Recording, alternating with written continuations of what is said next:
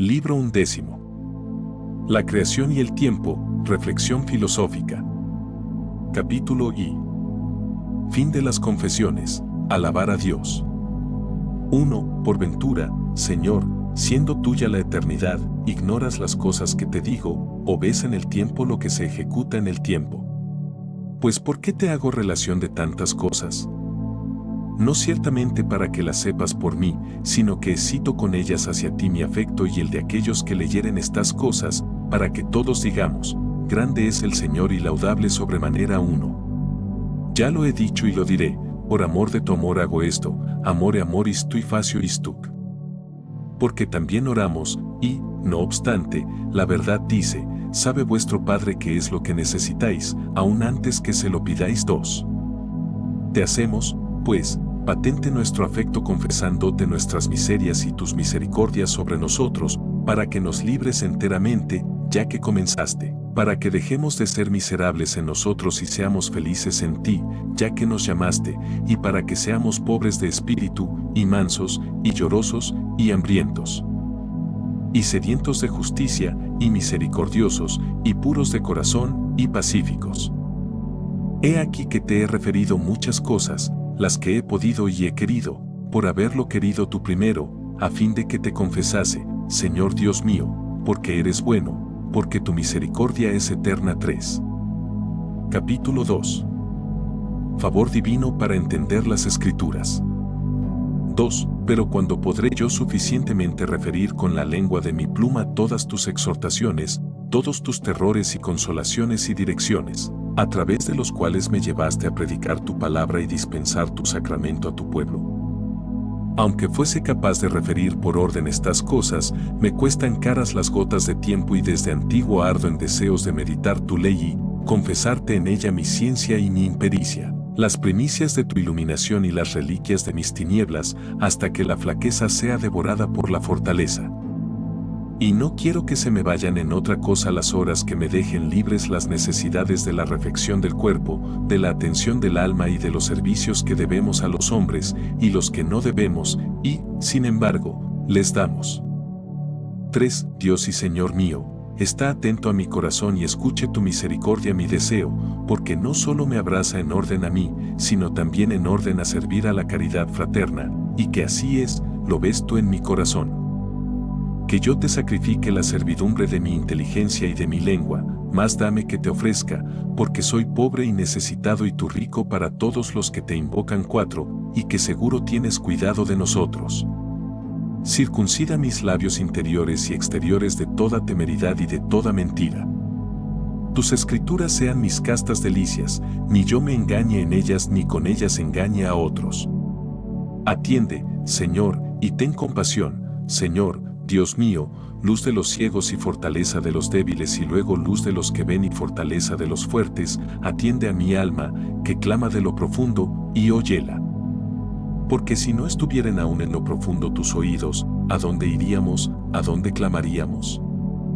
Tuyo es el día, tuya es la noche. 5. A tu voluntad vuelan los momentos. Dame espacio para meditar en los entresijos de tu ley y no quieras cerrarla contra los que pulsan, pues no en vano quisiste que se escribiesen los oscuros secretos de tantas páginas. ¿O es que estos bosques no tienen sus siervos, para que en ellos se alberguen, y recojan, y paseen, y pasten, y descansen, y rumien? 6. Oh Señor, perfeccióname y revélame tu ley. Ved que tu voz es mi gozo, tu voz sobre toda afluencia de deleites. Dame lo que amo, porque ya amo, y esto es don tuyo. No abandones tus dones ni desprecies a tu hierba sedienta. Te confesaré cuanto descubriere en tus libros y oiré la voz de la alabanza. 7. Y beberé de ti, y consideraré las maravillas de tu ley. 8. Desde el principio, en el que hiciste el cielo y la tierra, hasta el reino de la tu santa ciudad, contigo perdurable. 4. Señor, compadécete de mí y escucha mi deseo. Porque creo que no es de cosa de la tierra, oro, plata y piedras preciosas, ni de hermosos vestidos, honores y poderíos, ni de deleites carnales, ni de cosas necesarias al cuerpo y a esta vida de nuestra peregrinación. Todas las cuales cosas se dan por añadidura a los que buscan tu reino y tu justicia. 9. Ve, Dios mío, de dónde es este mi deseo. Me contaron los perversos sus deleites, pero no son como tu ley, Señor. 10. He aquí de dónde es mi deseo. Mira, oh Padre, mira, y ve, y aprueba, y sea grato delante de tu misericordia que yo halle gracia ante ti, para que a mis llamadas se abran las interioridades de tus palabras. Te lo suplico por nuestro Señor Jesucristo, tu Hijo, el varón de tu diestra, el Hijo del hombre, a quien escogiste para ti 11, mediador tuyo y nuestro, por quien nos buscaste cuando no te buscábamos y nos buscaste para que te buscásemos, verbo tuyo, por quien hiciste todas las cosas, entre las cuales también a mí, tu unigénito. Por quien llamaste a adopción al pueblo de los creyentes y en él a mí. Te lo pido por él, que está sentado a tu diestra 12 y te suplica por nosotros, y en el cual se hallan escondidos todos los tesoros de sabiduría y ciencia 13, los cuales busco yo ahora en tus libros. Moisés escribió de él mismo lo dice, y lo dice, la verdad misma. Capítulo 3. ¿Cómo hizo Dios el cielo y la tierra? 5. Oiga yo y entienda cómo hiciste en el principio el cielo y la tierra. 14. Moisés escribió esto, lo escribió y se ausentó, salió de aquí por ti, para ti, y ahora no le tengo delante de mí. Porque si estuviese le asiría, y rogaría, y conjuraría por ti, para que me declarase estas cosas, y yo prestaría los oídos de mi corazón a las palabras que brotasen de su boca. Claro es que si me hablase en hebreo, en vano pulsaría a mis oídos ni mi mente percibiría nada de ellas, pero si lo dijera en latín, sabría lo que decía. Pero ¿de dónde sabría si decía verdad? Y dado caso que lo supiese, ¿lo sabría tal vez por él? No, la verdad, que ni es hebrea, ni griega, ni latina, ni bárbara, sería la que me diría interiormente, en el domicilio interior del pensamiento, sin los órganos de la boca ni de la lengua, sin el estrépito de las sílabas, dice verdad, y yo. Certificado, diría al instante confiadamente a aquel hombre, dices la verdad. No pudiendo, pues, interrogar a Moisés, te ruego, oh verdad, de la que lleno habló él cosas verdaderas, te ruego, oh Dios mío. Y perdona mis pecados, que me des a entender a mí las cosas que concediste decir a aquel tu siervo. Capítulo 4. La naturaleza proclama a un hacedor. 6. He aquí que existen el cielo y la tierra, y claman que han sido hechos, porque se mudan y cambian. Todo, en efecto, lo que no es hecho y, sin embargo, existe, no puede contener nada que no fuese ya antes, en lo cual consiste el mudarse y variar. Claman también que no se han hecho a sí mismos, por eso somos, porque hemos sido hechos, no éramos antes de que existiéramos, para poder hacernos a nosotros mismos. Y la voz de los que así decían era la voz de la evidencia. Tú eres, Señor, quien los hiciste, tú que eres hermoso, por lo que ellos son hermosos, tú que eres bueno, por lo que ellos son buenos, tú que eres ser, por lo que ellos son. Pero ni son de tal modo bellos, ni de tal modo buenos, ni de tal modo ser como lo eres tú, su creador, en cuya comparación ni son bellos, ni son buenos, ni tienen ser. Conocemos esto, gracias te sean dadas, pero nuestra ciencia, comparada con tu ciencia, es una ignorancia. Capítulo V. El mundo fue hecho de la nada. 7. Pero ¿cómo hiciste el cielo y la tierra y cuál fue la máquina de tan gran obra tuya? Porque no los hiciste como el hombre artífice, que forma un cuerpo de otro cuerpo al arbitrio del alma, que puede imponer en algún modo la forma que contempla en sí misma con el ojo interior. ¿Y de dónde podría esto sino de que tú la hiciste? E impone la forma a lo que ya existía y la tenía, a fin de ser, como es la tierra, la piedra, el leño, el oro o cualquier otra especie de cosas. ¿Y de dónde serían estas cosas si tú no las instituyeras?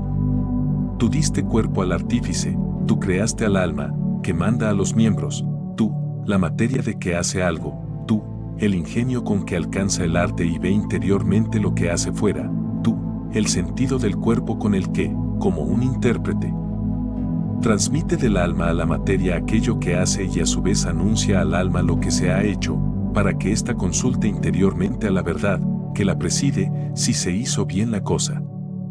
Todas estas cosas te alaban, oh Creador de todo. Pero ¿cómo las hiciste? ¿Cómo hiciste, oh Dios, el cielo y la tierra? Ciertamente que no hiciste el cielo y la tierra en el cielo y la tierra, ni en el aire, ni en las aguas, porque también estas cosas pertenecen al cielo y la tierra. Ni hiciste el mundo universo en el universo mundo, porque no había donde hacerlo antes que se hiciera para que fuese. Ni tú tenías algo en la mano, de donde hicieses el cielo y la tierra, porque de dónde te habría venido esto que tú no habías hecho, y de lo cual harías tú algo. ¿Y qué cosa hay que sea si no es porque tú eres? Tú dijiste, y las cosas fueron hechas y con tu palabra las hiciste. Capítulo B. ¿Cómo habló Dios? 8. ¿Pero cómo lo dijiste? ¿Fue acaso de aquel modo como se hizo aquella voz de la nube que dijo, este es mi Hijo amado? 17. Porque aquella voz se hizo y pasó, comenzó y terminó. Sonaron las sílabas y pasaron, la segunda después de la primera, la tercera después de la segunda, y así por orden hasta llegar a la última, y después de la última, el silencio. Por donde se ve clara y evidentemente que aquella voz fue expresada por el movimiento de una criatura, y aún esta temporal, sirviendo a tu voluntad eterna. Y estas palabras tuyas, pronunciadas en el tiempo, fueron transmitidas por el oído exterior a la razón inteligente, cuyo oído interior tiene aplicado a tu palabra eterna. Pero la razón comparó estas palabras que resuenan temporalmente con tu palabra eterna en el silencio y dijo, cosa muy distinta es, totalmente distinta, porque estas palabras están muy por debajo de mí, ni aún son, pues huyen y pasan, y la palabra de mi Dios permanece sobre mí eternamente. 18. Sí, pues, dijiste con palabras que suenan y pasan que fuese hecho el cielo y la tierra, y así fue como hiciste el cielo y la tierra. Ya había una criatura corporal antes del cielo y de la tierra, con cuyos movimientos temporales transcurriese aquella voz temporalmente. Pero antes del cielo y de la tierra no había ningún cuerpo, y si lo había, ciertamente lo habías hecho tú sin una voz transitoria de donde formases la voz transitoria, con la que dijeses que fuesen hechos el cielo y la tierra. Porque, sea lo que fuere, aquello de donde había de formarse tal voz, si no hubiese sido hecho por ti, no sería absolutamente nada. Mas para que llegase a ser el cuerpo de donde se formasen estas palabras, ¿con qué palabra fue dicho por ti? Capítulo 7. Dios crea por su palabra eterna. 9. Así, pues, tú nos invitas a comprender aquella palabra, que es Dios ante ti, Dios, que sempiternamente se dice y en la que se dicen sempiternamente todas las cosas. Porque no se termina lo que se estaba diciendo y se dice otra cosa, para que puedan ser dichas todas las cosas, sino todas a un tiempo y eternamente. De otro modo, habría ya tiempo y cambio, y no habría eternidad verdadera ni verdadera inmortalidad. He comprendido esto y te doy gracias, lo he comprendido y te lo confieso, Señor, y conmigo lo conoce y te bendice quien no es ingrato a la verdad cierta. Conocemos, Señor, conocemos que, en cuanto una cosa no es lo que era y es lo que no era, en tanto muere y nace. Nada hay, pues, en tu verbo que ceda o suceda, porque es verdaderamente inmortal y eterno. Y así en tu verbo, coeterno a ti, dices a un tiempo y sempiternamente todas las cosas que dices, y se hace cuanto dices que sea hecho, ni las haces de otro modo que diciéndolo, no obstante que no todas las cosas que haces diciendo se hacen a un tiempo sempiternamente. Capítulo 8. El verbo es el maestro bueno que nos habla. 10. ¿Por qué esto, te suplico, Señor Dios mío? De algún modo lo veo, pero no sé cómo declararlo sino diciendo que todo lo que comienza a ser y deja de ser, entonces comienza y entonces acaba cuando en la razón eterna, en la que nada empieza ni acaba, se conoce que debió comenzar o debió acabar.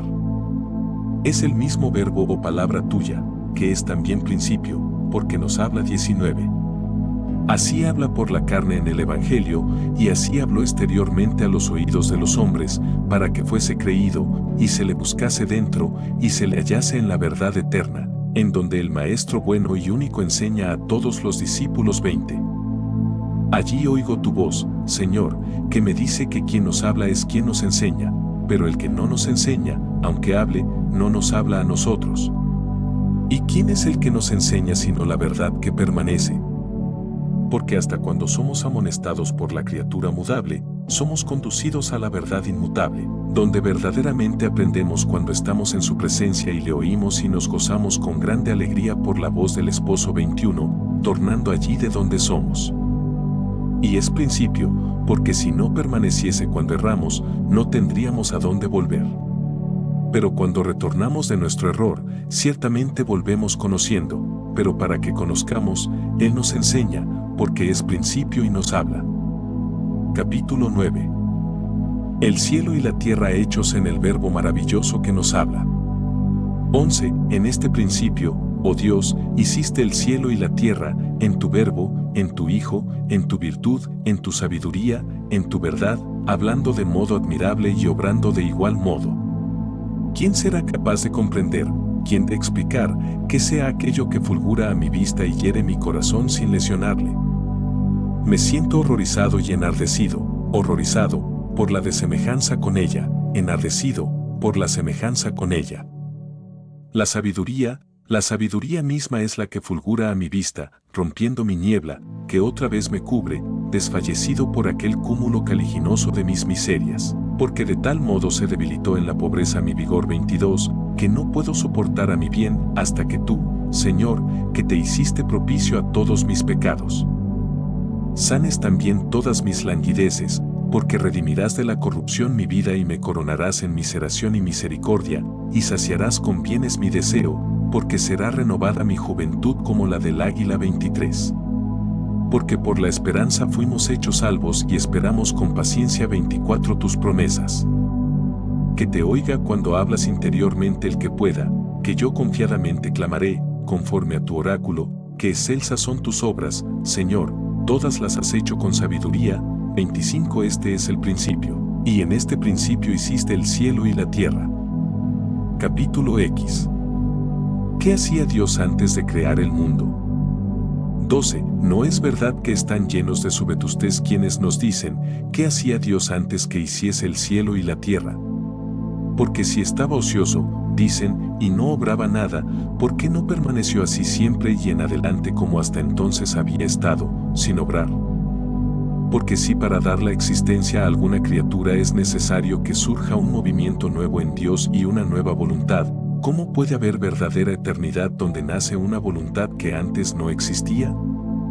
Porque la voluntad de Dios no es creación alguna, sino anterior a toda creación, porque en modo alguno sería creado nada si no precediese la voluntad del Creador. Pero la voluntad de Dios pertenece a su misma sustancia, luego si en la sustancia de Dios ha nacido algo que antes no había, no se puede decir ya con verdad que aquella sustancia es eterna. Mas si la voluntad de Dios de que fuese la criatura era sempiterna, ¿por qué no había de ser también sempiterna la criatura? Capítulo 11. La eternidad serena no es el tiempo inquieto. 13. Quienes así hablan, todavía no te entienden, oh sabiduría de Dios, luz de las mentes, todavía no entienden cómo se hagan las cosas que son hechas en ti y por ti, y se empeñan por saber las cosas eternas, pero su corazón revolotea aún sobre los movimientos pretéritos y futuros de las cosas y es aún vano. 26. ¿Quién podrá detenerle y fijarle, para que se detenga un poco y capte por un momento el resplandor de la eternidad, que siempre permanece, y la compare con los tiempos, que nunca permanecen, y vea que es incomparable, y que el tiempo largo no se hace largo sino por muchos movimientos que pasan y que no pueden coexistir a la vez? Y que en la eternidad, al contrario, no pasa nada, sino que todo es presente, al revés del tiempo, que no puede existir todo el presente, y vea, finalmente, que todo pretérito es empujado por el futuro, y que todo futuro está precedido de un pretérito, y todo lo pretérito y futuro es creado y transcurre por lo que es siempre presente. ¿Quién podrá detener, repito, el corazón del hombre para que se pare y vea cómo, estando fija, dicta los tiempos futuros y pretéritos la eternidad, que no es futura ni pretérita? ¿Acaso puede realizar esto mi mano o puede obrar cosa tan extraordinaria la mano de mi boca sirviéndose de sus palabras? Capítulo 12. ¿Qué hacía Dios antes de crear el mundo? 14. He aquí que yo respondo al que preguntaba, ¿qué hacía Dios antes que hiciese el cielo y la tierra? Y respondo, no lo que se dice haber respondido a alguien bromeando y eludiendo lo peliagudo de la cuestión, preparaba, contestó, castigos, gehennas, para los que escudriñan profundidades. Una cosa es ver, otra reír. Yo no responderé tal cosa. De mejor gana respondería, no sé lo que no sé, necio what necio, que no aquello con lo que fuese herido quien preguntó sublimidades y fue alabado quien respondió falsedades. Pero digo yo que tú, Dios nuestro, eres el creador de toda criatura, y si con el nombre de cielo y tierra se entiende toda criatura, digo con audacia que antes que Dios hiciese el cielo y la tierra, no hacía nada. Porque si hiciese algo, ¿qué podía hacer sino una criatura? Y ojalá que así supiese lo que deseo saber útilmente, como sé que ninguna criatura existió antes de que alguna criatura fuese hecha. Capítulo 13. Antes de la creación no había tiempo. 15. Pero si la mente volandera de alguno, vagando por las imágenes de los tiempos anteriores a la creación, se admirase de que tú, Dios omnipotente, y omnicreante, y omniteniente, artífice del cielo y de la tierra, dejaste pasar un sinnúmero de siglos antes de que hicieses tan gran obra, despierte y advierta que admira cosas falsas. Porque ¿cómo habían de pasar innumerables siglos, cuando aún no los habías hecho tú, autor y creador de los siglos? ¿O qué tiempos podían existir que no fuesen creados por ti? ¿Y cómo habían de pasar, si nunca habían sido?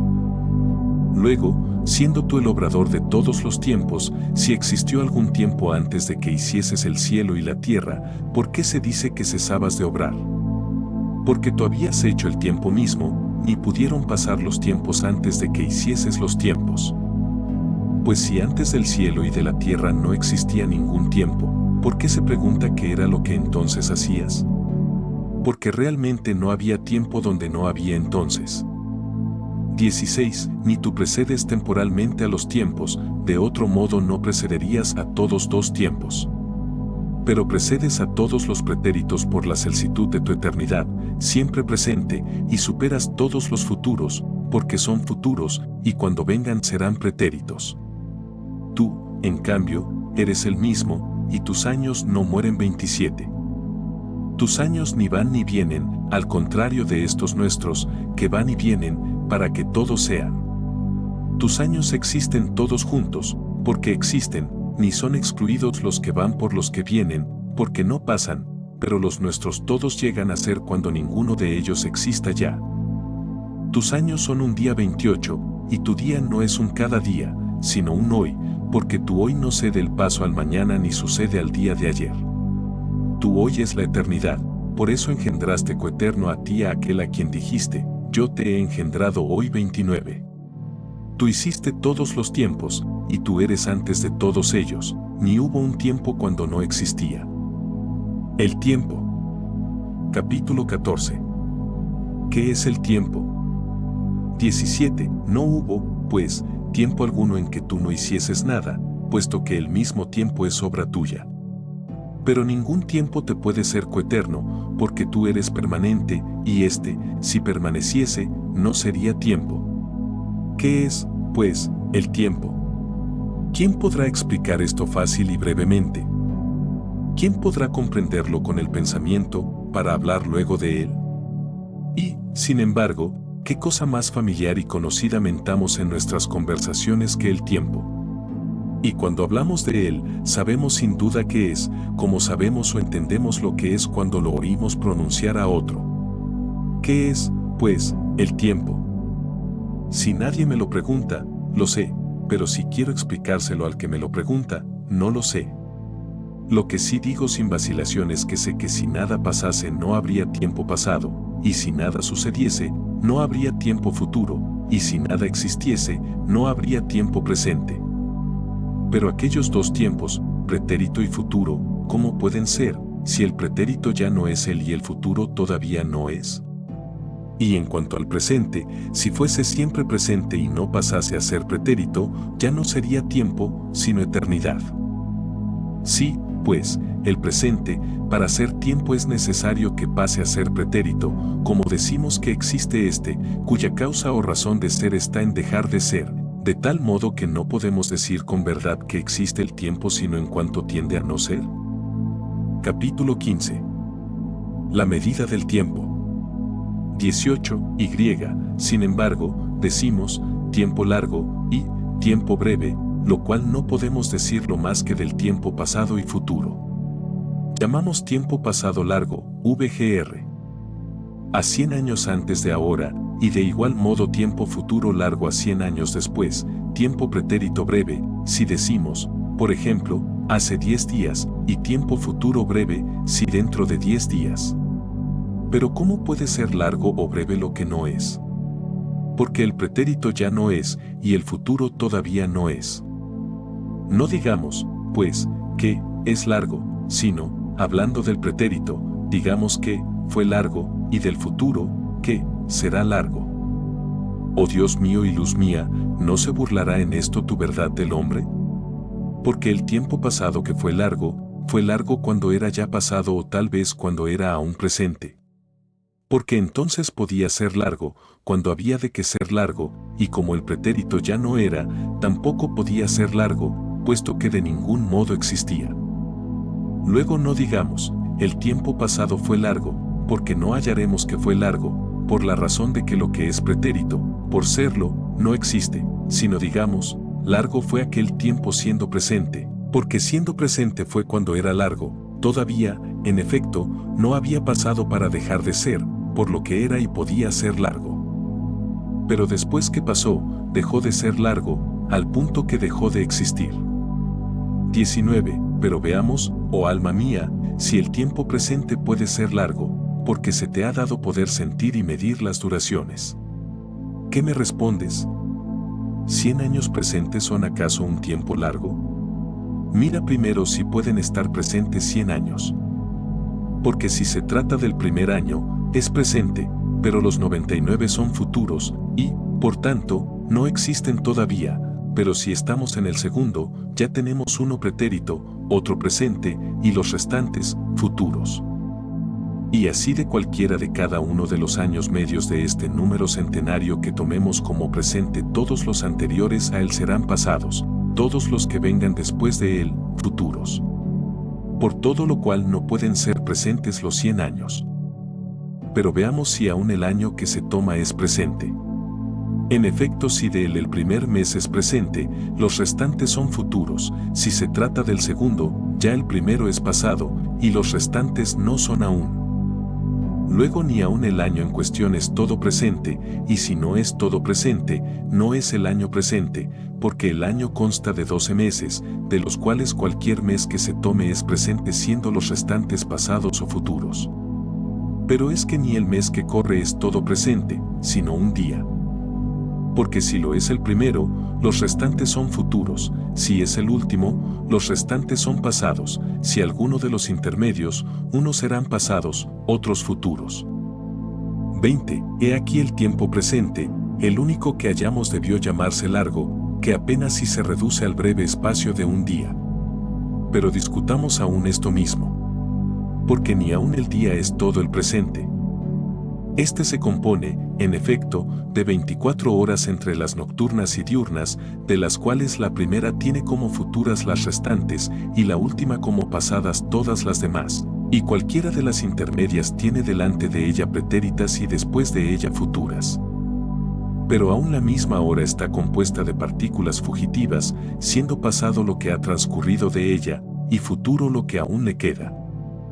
Sí, pues, hay algo de tiempo que se pueda concebir como indivisible en partes, por pequeñísimas que éstas sean, solo ese momento es el que debe decirse presente, el cual, sin embargo, vuela tan rápidamente del futuro al pasado, que no se detiene ni un instante siquiera.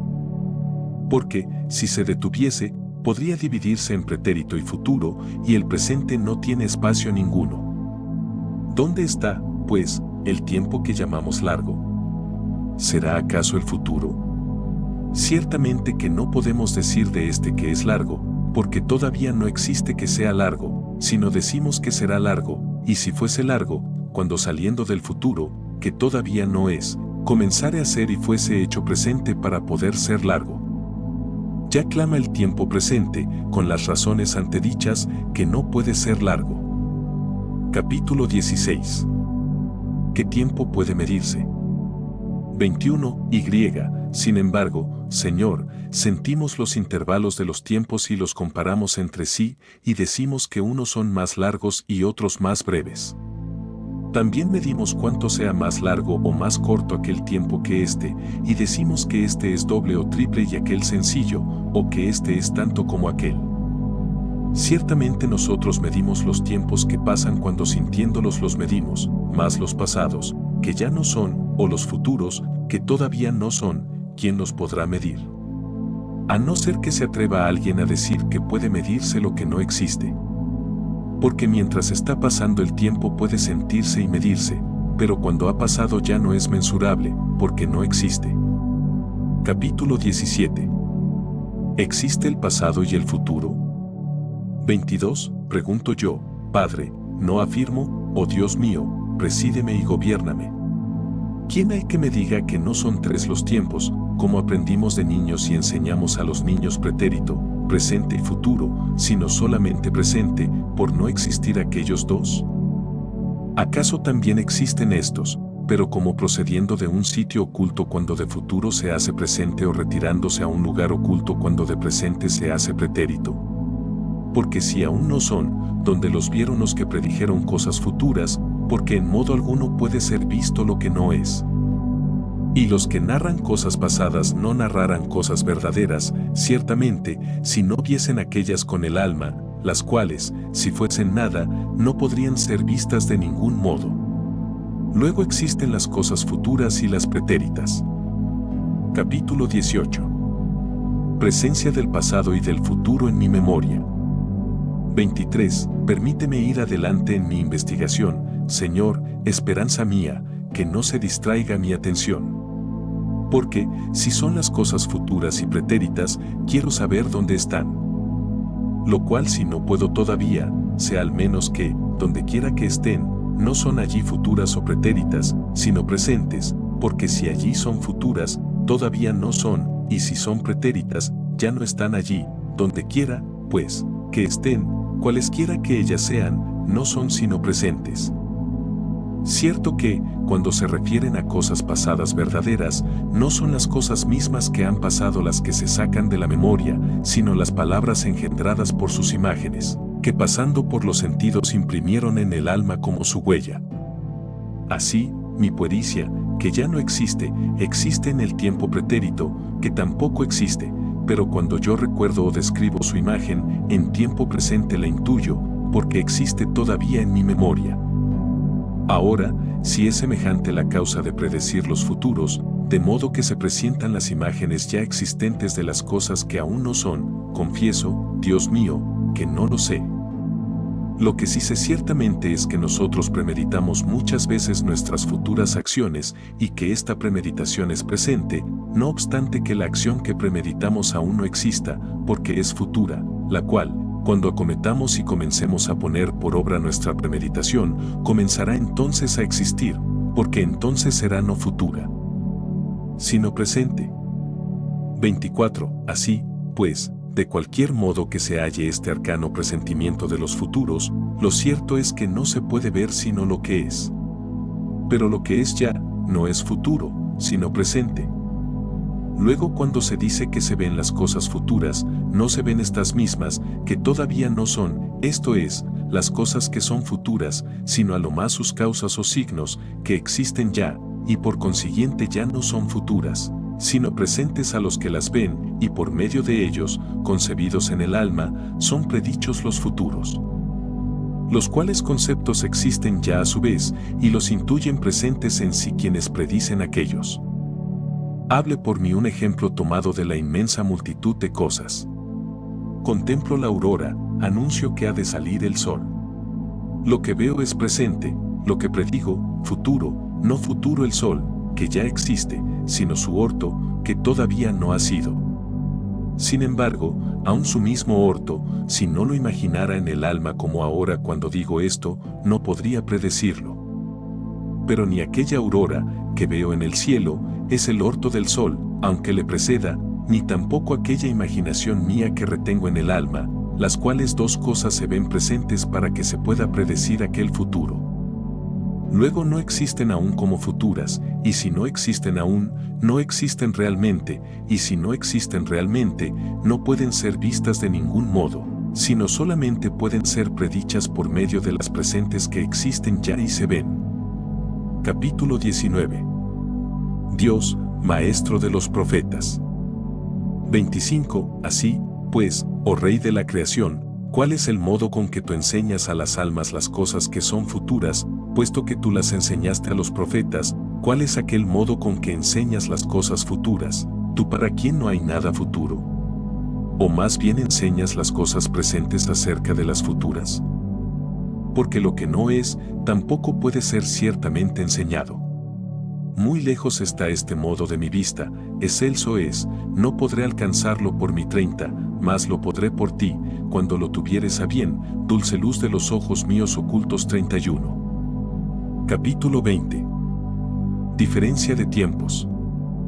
26. Pero lo que ahora es claro y manifiesto es que no existen los pretéritos ni los futuros, ni se puede decir con propiedad que son tres los tiempos, pretérito, presente y futuro, sino que tal vez sería más propio decir que los tiempos son tres, presente de las cosas pasadas, presente de las cosas presentes y presente de las futuras.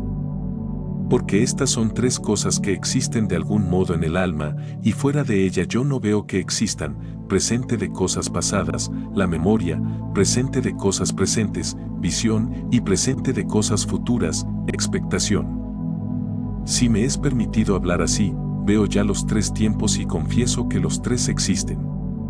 Puede decirse también que son tres los tiempos, presente, pasado y futuro, como abusivamente dice la costumbre, dígase así, que yo no curo de ello, ni me opongo, ni lo reprendo. Con tal que se entienda lo que se dice y no se tome por ya existente lo que está por venir ni lo que es ya pasado.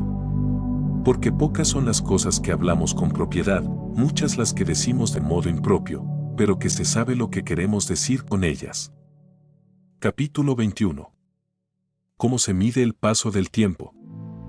27. Dije poco antes que nosotros medimos los tiempos cuando pasan, de modo que podamos decir que este tiempo es doble respecto de otro sencillo, o que este tiempo es igual que aquel otro, y si hay alguna otra cosa que podamos anunciar midiendo las partes del tiempo. Por lo cual, como decía, medimos los tiempos cuando pasan. Y si alguno me dice, ¿de dónde lo sabes?, le responderé que lo sé porque los medimos, y porque no se pueden medir las cosas que no son, y porque no son los pasados ni los futuros. En cuanto al tiempo presente, ¿cómo lo medimos, si no tiene espacio? Lo medimos ciertamente cuando pasa, no cuando es ya pasado, porque entonces ya no hay que medir. Pero ¿de dónde, por dónde y a dónde pasa cuando lo medimos? ¿De dónde, sino del futuro? ¿Por dónde, sino por el presente? ¿A dónde, sino hacia el pasado? Luego va de lo que aún no es, pasa por aquello que carece de espacio y va a lo que ya no es. Sin embargo, ¿qué es lo que medimos sino el tiempo en algún espacio? Porque no decimos, sencillo, o doble, o triple, o igual y otras cosas semejantes relativas al tiempo, sino refiriéndonos a espacios de tiempo. ¿En qué espacio de tiempo, pues, medimos el tiempo que pasa? ¿Acaso en el futuro de dónde viene? Pero lo que aún no es no lo podemos medir. Tal vez en el presente, ¿por dónde pasa? Pero tampoco podemos medirlo por falta de espacio. ¿Será, por ventura, en el pasado, a dónde camina? Pero lo que ya no es no podemos medirlo. Capítulo 22. Súplica para solucionar el enigma del tiempo. 28. Mi espíritu se ha enardecido en deseos de conocer este intrincadísimo enigma.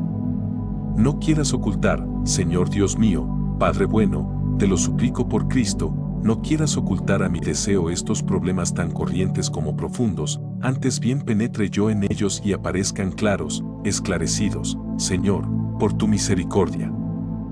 ¿A quién he de preguntar sobre estos temas? ¿Y a quién podré confesar con más fruto mi impericia que a ti, a quien no son molestos mis vehementes e inflamados estudios de tus escrituras? Dame lo que amo, pues ciertamente lo amo, y esto es don tuyo. Dámelo, oh Padre.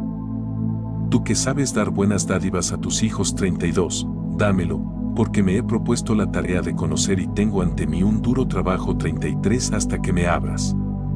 Te suplico por Cristo, en su nombre, en el del Santo de los Santos, que nadie me estorbe en ello.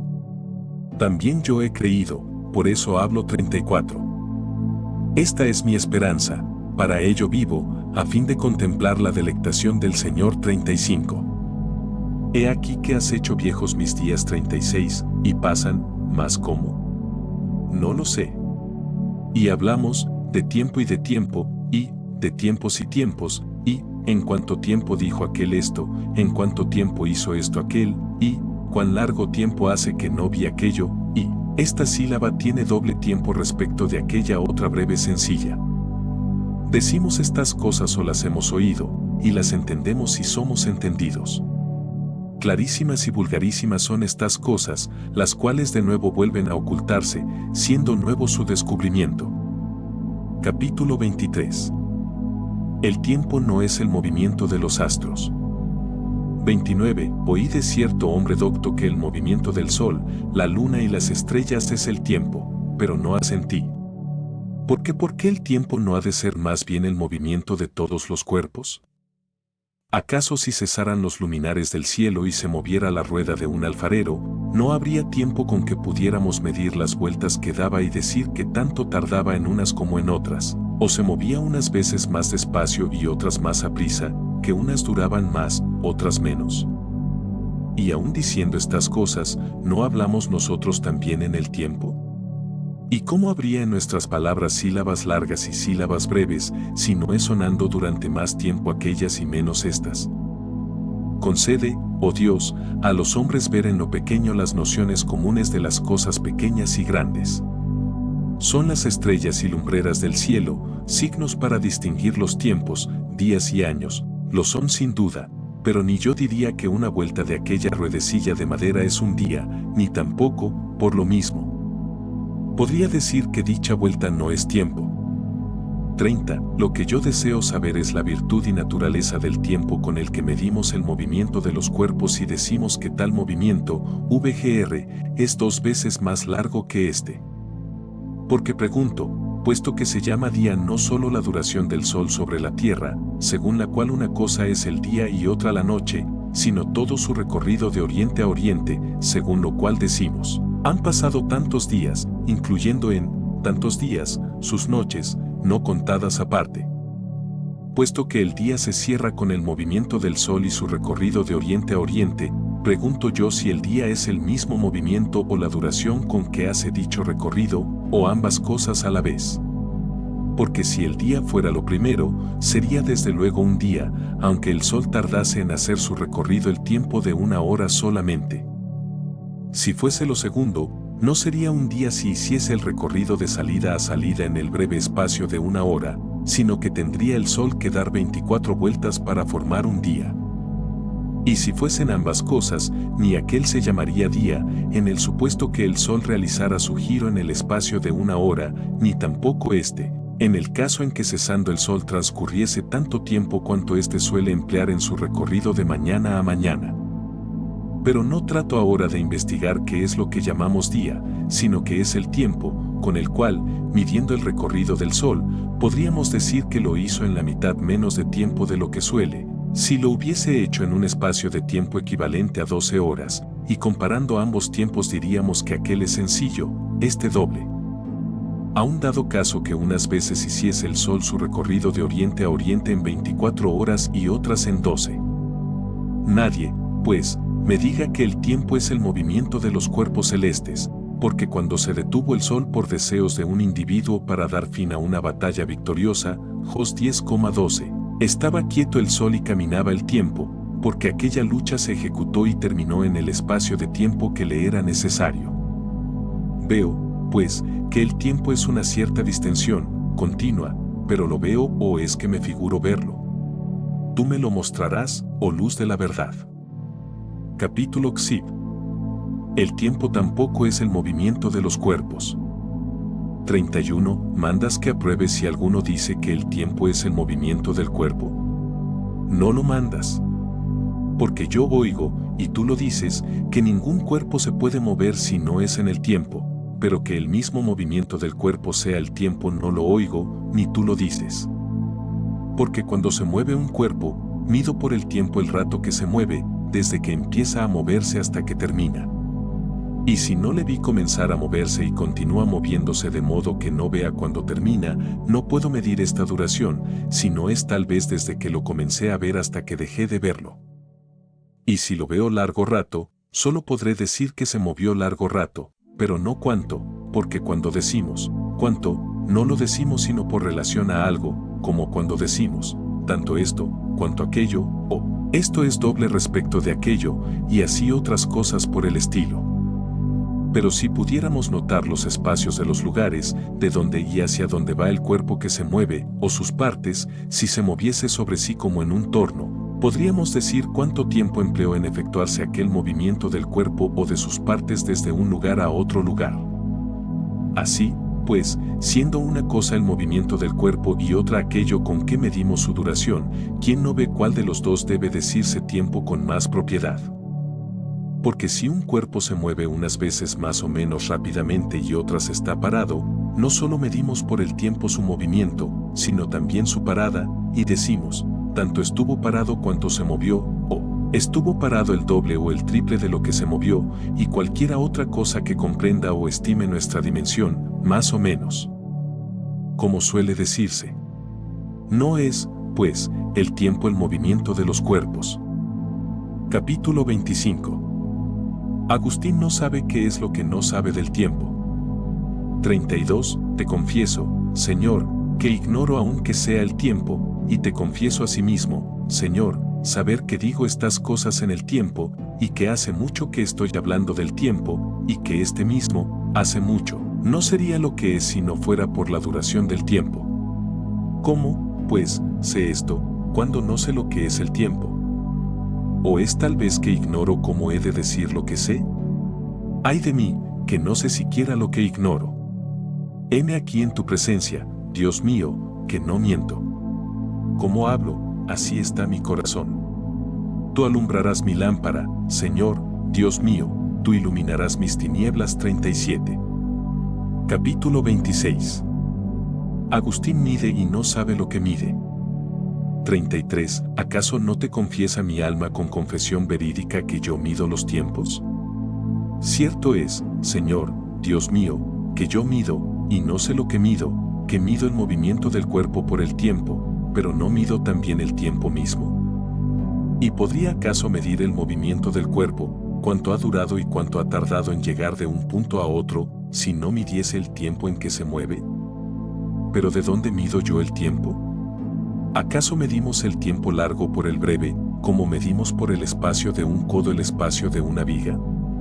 Pues así vemos que medimos la cantidad de una sílaba larga por la cantidad de una breve, diciendo de ella que es doble.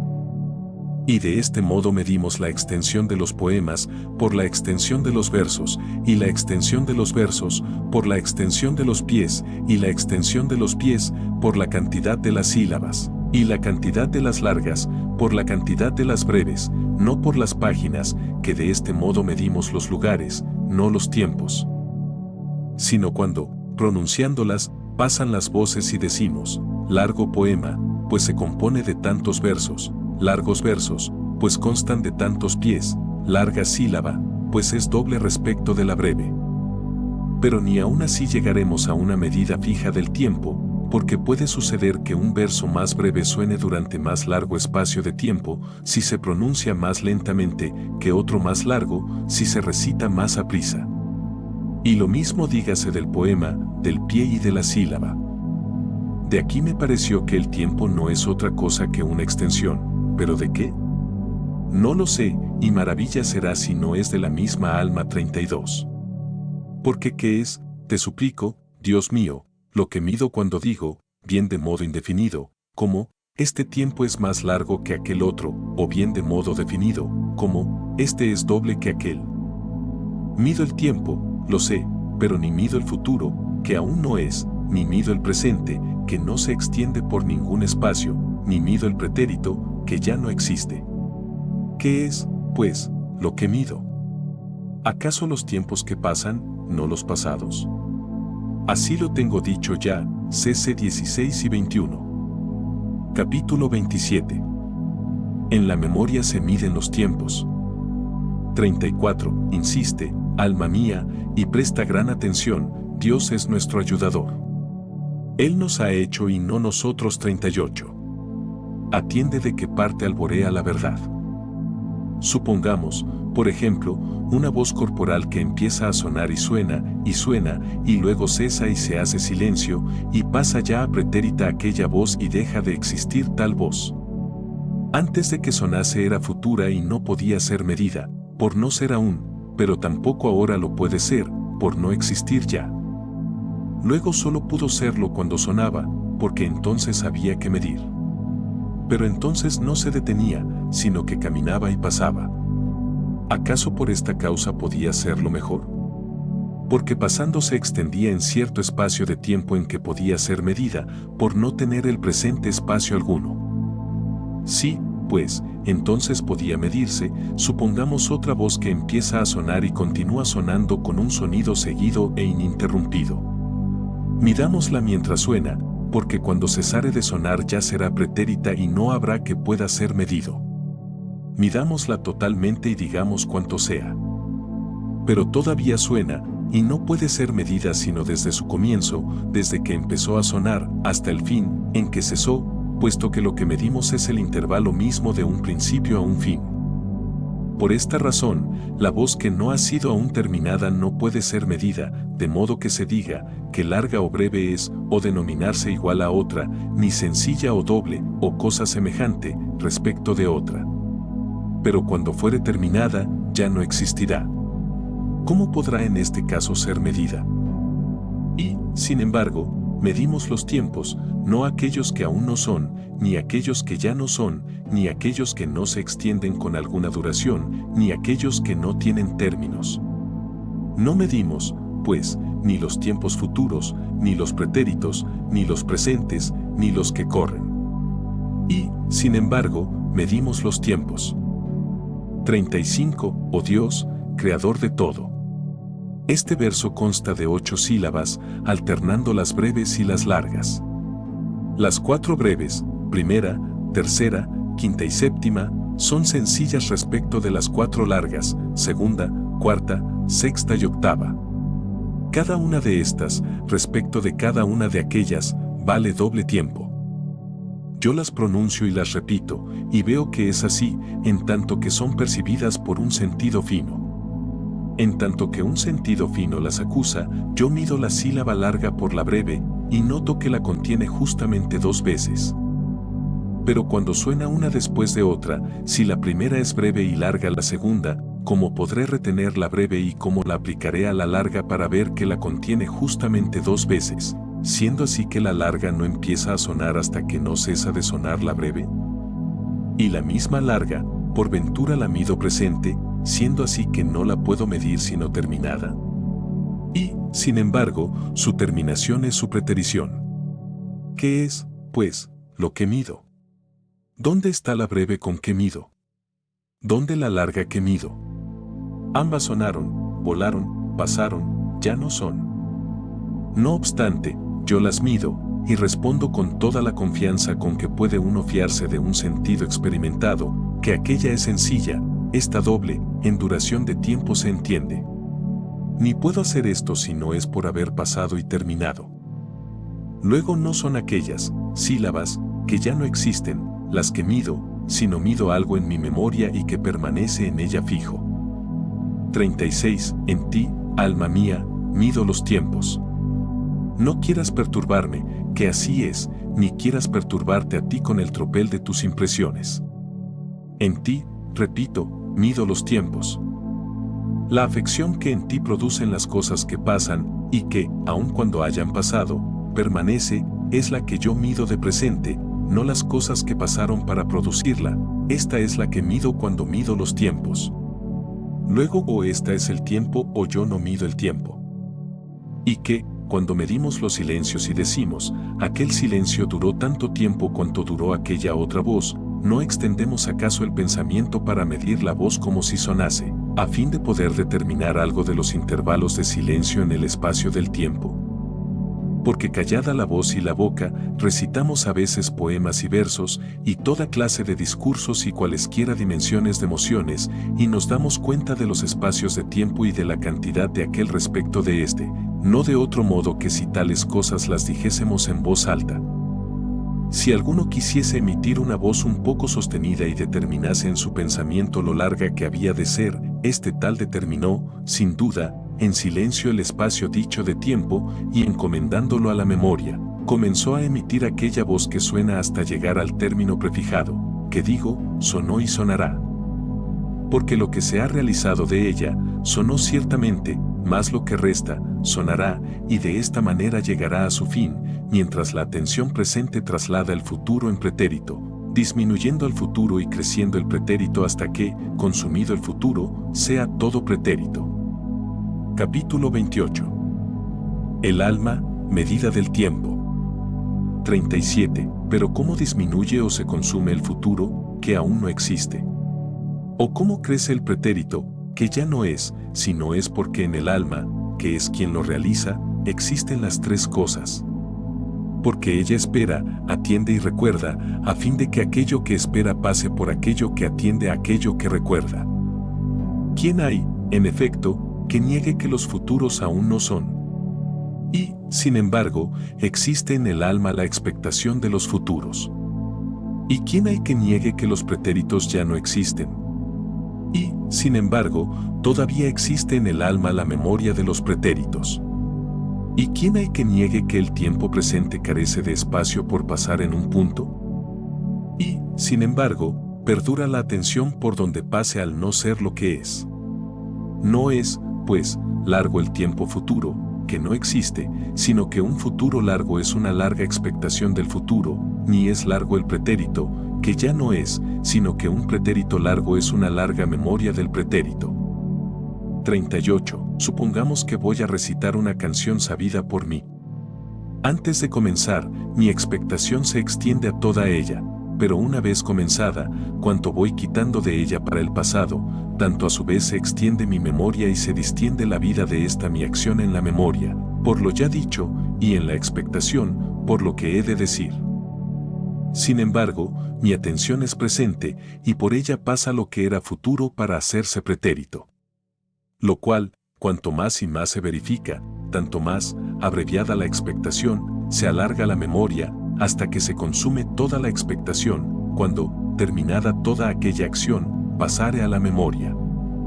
Y lo que sucede con la canción entera acontece con cada una de sus partes y con cada una de sus sílabas, y esto mismo es lo que sucede con una acción más larga, de la que tal vez es una parte aquella canción. Esto lo que acontece con la vida total del hombre, de la que forman parte cada una de las acciones del mismo. Y esto lo que ocurre con la vida de la humanidad, de la que son partes las vidas de todos los hombres. Capítulo 6. Agustín anhela trascender lo temporal hacia Dios. 39. Pero como tu misericordia es mejor que las vidas humanas, 39. He aquí que mi vida es una distensión. Y me recibió tu diestra 40 en mi Señor, en el Hijo del Hombre, mediador entre ti, uno, y nosotros, muchos, divididos en muchas partes y por multitud de cosas, a fin de que por él alcance aquello para lo cual yo a mi vez fui alcanzado 41. Y siguiendo al uno sea recogido de mis días viejos, olvidado de las cosas pasadas, y no distraído en las cosas futuras y transitorias, sino extendido en las que están delante de nosotros, porque no es por la distracción, sino por la atención, como yo camino hacia la palma de la vocación celestial 42. Donde oiré la voz de la alabanza 43 y contemplaré tu delectación 44, que no viene ni pasa. Pero ahora mis años se pasan en gemidos 45. Y tú, consuelo mío, Señor y Padre mío, eres eterno, en tanto que yo me he disipado en los tiempos, cuyo orden ignoro, y mis pensamientos, las entrañas íntimas de mi alma, se desgarran por las tumultuosas variedades, hasta que, purificado y derretido en el fuego de tu amor, sea fundido en ti. Capítulo Besos. No se puede decir nunca donde no hay tiempo. 40. Pero me estabilizaré y solidificaré en ti, en mi forma, en tu verdad, ni sufriré ya las cuestiones de los hombres, que, por la enfermedad contraída en pena de su pecado, desean más de lo que son capaces y dicen, ¿qué hacía Dios antes de hacer el cielo y la tierra? O también, ¿por qué le vino el pensamiento de hacer algo, no habiendo hecho antes absolutamente nada? Dals, Señor, que piensen bien lo que dicen y descubran que, no se dice nunca, donde no hay tiempo. Luego cuando, se dice que nunca había obrado, ¿qué otra cosa se dice sino que no había obrado en tiempo alguno? Vean, pues, que no puede haber ningún tiempo sin criatura y dejen de hablar semejante vaciedad. Extiéndanse también hacia aquellas cosas que están delante y entiendan que tú, Creador eterno de todos los tiempos, eres antes que todos los tiempos, y que no hay tiempo alguno que te sea coeterno ni criatura alguna, aunque haya alguna que esté sobre el tiempo. Capítulo XXXI. Me gozaré con tu luz y excelsitud. 41. Señor, Dios mío, ¿cuál es el seno de tu profundo secreto?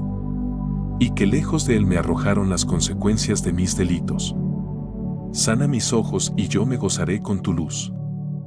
Ciertamente que si existe un alma dotada de tanta ciencia y presciencia, para quien sean conocidas todas las cosas, pasadas y futuras, como lo es para mí un canto conocidísimo, esta alma es extraordinariamente admirable y estupenda hasta el horror, puesto que nada se le oculta de cuanto se ha realizado y ha de realizarse en los siglos. Al modo como no se me oculta a mí, cuando recito dicha canción, que y cuánto ha pasado de ella desde el principio, que y cuánto resta de ella hasta terminar. Pero lejos de mí pensar que tú, Creador del universo, Creador de las almas y de los cuerpos, sí, lejos de mí pensar que tú conozcas así todas las cosas futuras y pretéritas.